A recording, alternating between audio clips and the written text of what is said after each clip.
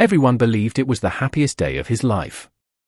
Michael Carter, the quiet architect from Austin, Texas, finally marrying the woman who had saved him from loneliness. Every guest saw love in his eyes.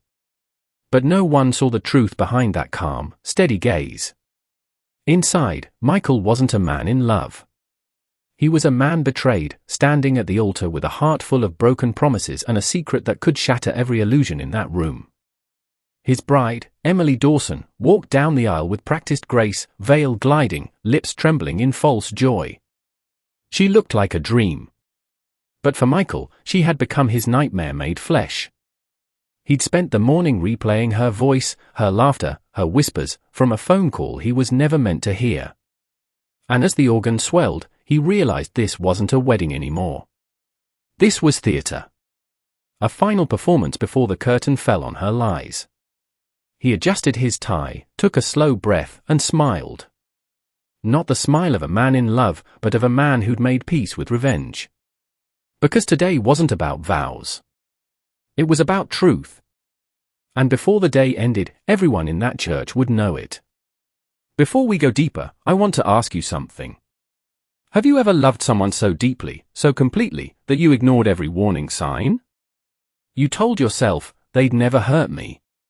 You believed their words, trusted their eyes, until one day, the truth hit like a bullet you never saw coming. That's Michael's story. A man who gave everything, loyalty, love, time, only to discover that the person he was about to marry had been lying all along. But instead of walking away, he chose something different. He chose to make his pain mean something. And maybe, just maybe, you've been there too. Maybe you've been betrayed by someone who smiled while breaking you. If so, this story is yours too. Because love isn't always soft. Sometimes, it burns. Sometimes, it teaches us the hardest truth, that the people we trust most are the ones who can destroy us the deepest. So as you listen to this story, I want you to ask yourself, if you were Michael, would you still go through with the wedding? Would you pretend everything was fine, just to let your betrayer fall in front of everyone? Tell me in the comments, what would you have done? And if you believe betrayal deserves truth, not silence. Stay with me. Because what happens next will break your heart, and then, it will set it free. Before the lies, before the heartbreak, there was peace. Michael Carter lived a simple, quiet life in Austin, Texas. An architect by profession, he spent his days sketching buildings that reached for the sky, and his nights taking care of his widowed mother in their old oak house at the edge of town. He wasn't the kind of man who chased love. After losing his father and being left by the woman he once thought he'd marry, Michael built walls, strong, silent ones. He told himself love was a luxury he couldn't afford anymore. Work was his escape, his safety, his rhythm. Austin was kind to him, wide streets, the sound of guitars drifting from downtown bars, sunrises that promised hope. Life was steady, predictable, almost peaceful. Until the day he met Emily Dawson, a nurse with eyes like morning light and a smile that could pull anyone out of darkness.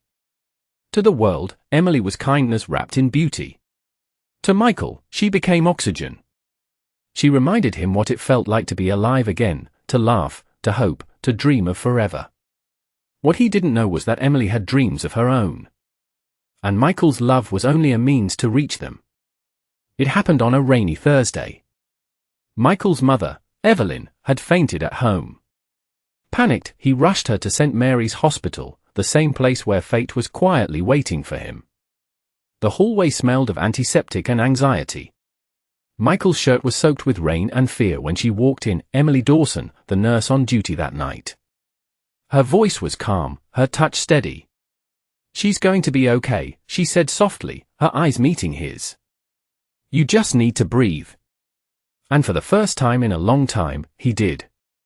Emily stayed past her shift that night, making sure Evelyn was comfortable. She brought Michael coffee, sat beside him in the waiting area, and listened, not just with her ears, but with her eyes. She told him about her love for helping people, her small apartment downtown, her dream of opening a clinic someday. Everything about her felt warm, safe, familiar. He saw honesty where there was calculation. He saw care where there was motive. When Evelyn was discharged 2 days later, Emily walked them out. Michael thanked her, and she smiled, the kind of smile that stays with you long after it's gone. Neither of them knew that smile would change both their lives. One with love. The other with regret. After that night at the hospital, Michael couldn't stop thinking about her. Emily's kindness had left a mark, not dramatic, not loud, but gentle, the kind that settles quietly in the heart and grows roots before you realize it. A week later, he returned to St. Mary's, pretending to drop off a thank you note for the nurses. But really, he just wanted to see her again. And there she was, hair tied back, scrubs wrinkled from a long shift, yet she still looked like peace in a chaotic world. She laughed when she saw him. Didn't think architects made house calls to hospitals, she teased. From that moment, something began. They started having coffee after her shifts, small cafes, late nights, honest talks. Michael found himself opening up in ways he hadn't in years. He told her about his late father, about the company he built from scratch, about the loneliness that came with success. And Emily listened, really listened, like every word mattered. She told him she admired his strength. That he deserved happiness. That he made her believe good men still existed. He believed her. Soon, those late-night coffees turned into weekend walks. Weekend walks turned into dinners. Dinners turned into a love that felt almost too perfect to be real. They spent holidays together. Emily decorated his home with lights and laughter. She made his mother smile again, helped around the house, treated everyone with sweetness. Michael's friends adored her. To them, she was all the one. And maybe she was, at least for a while. He proposed under a Texas sunset, nervous, shaking, hopeful. When she said yes, he cried. It wasn't just love, it was salvation. He believed he'd finally outrun the ghosts of heartbreak. But love, real or fake, always leaves clues. Emily started getting late-night calls she wouldn't explain.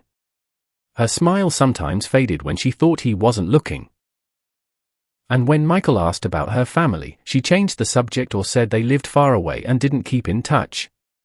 He wanted to ask more, to dig deeper, but love makes fools brave and blind at the same time. So he told himself it was nothing. She was just tired.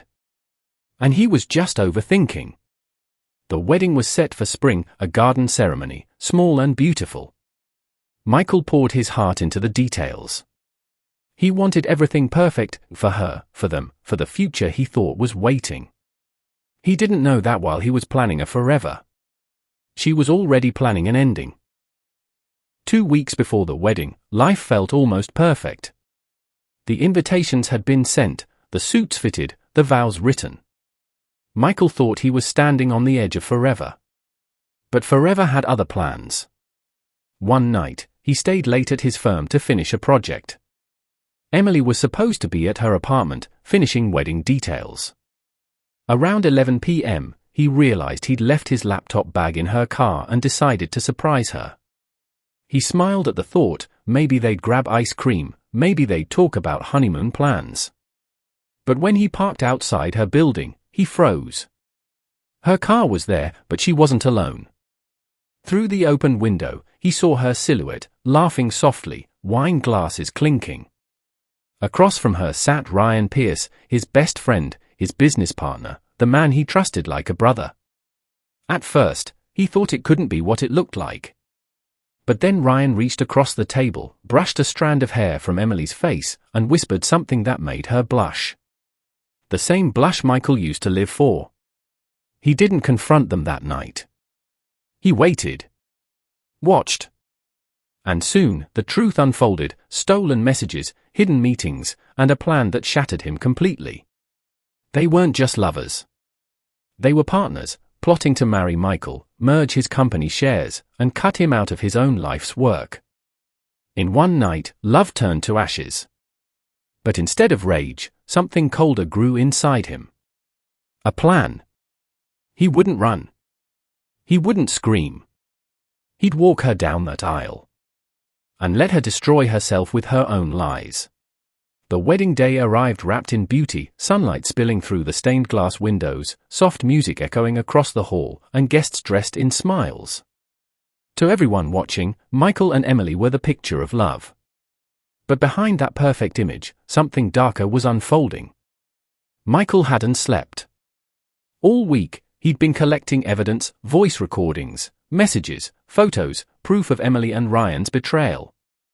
Every "I love you" they whispered in secret, every cruel joke they made about him, he had it all. And now, it was time. The ceremony began. Emily walked down the aisle, radiant, nervous, holding a bouquet of white roses. When their eyes met, she smiled, the smile of a woman who believed she had already won. Michael smiled back, calm as ice. The pastor began the vows. When it was Michael's turn, he took a slow breath. But instead of reading from the paper in his hand, he reached into his pocket and pulled out his phone. The church fell silent as his voice came through the speakers, not live, but recorded. "Ryan, he doesn't suspect anything. Just a few more days. Once I'm married, it's ours. Michael's too kind to see it coming." Gasps filled the room. Emily froze. Her bouquet slipped from her hands, scattering petals across the floor like shattered innocence. Michael turned to the guests. "Ladies and gentlemen," he said, voice steady, "I wanted you all to hear what love sounds like when it's a lie." Emily stammered, reaching for him. "Michael, please, it's not what you think." But he stepped back. "No, Emily. It's exactly what I think." He looked at Ryan, standing among the stunned guests, his face pale and speechless. "You were my brother," Michael said softly. "You should have known, I don't lose quietly." Then he turned back to the altar, placed the microphone down, and simply said, "This wedding is over." The room erupted, whispers, cries, flashes from cameras. Emily's perfect world crumbled in real time. Michael walked past her, through the open doors, into the sunlight, calm, free, and done pretending. The morning after the wedding, the headlines exploded. Groom exposes bride's betrayal at the altar. Wedding of the year turns into public scandal. Everyone had their version of the story, but only Michael knew the truth behind the calm. He didn't gloat. He didn't chase attention. He simply disappeared. For days, he turned off his phone, ignored the noise, and drove with no destination, just open Texas roads and the quiet hum of his thoughts. The anger came first. Then exhaustion. Then silence. And in that silence, something shifted. He realized revenge hadn't healed him. It had only ended the illusion. Back home, his mother hugged him tighter than she ever had. She didn't ask for details. She just said, "You did what you had to do, son." Her words were simple, but they broke something open inside him. Weeks passed. Ryan resigned from their firm and vanished from Austin. Emily tried to apologize, sending messages Michael never read. Her picture-perfect life had crumbled, friends gone, job lost, reputation in ruins. For the first time, she felt the weight of the lies she'd built her world on. Michael didn't hate her anymore. Hate takes too much space. He pitied her, not for what she did, but for what she lost, her chance to be honest, to love truly. Instead of bitterness, Michael turned his pain into something else, rebuilding himself. He took time off work, traveled with his mother, started sketching again, not buildings this time, but places that felt like peace.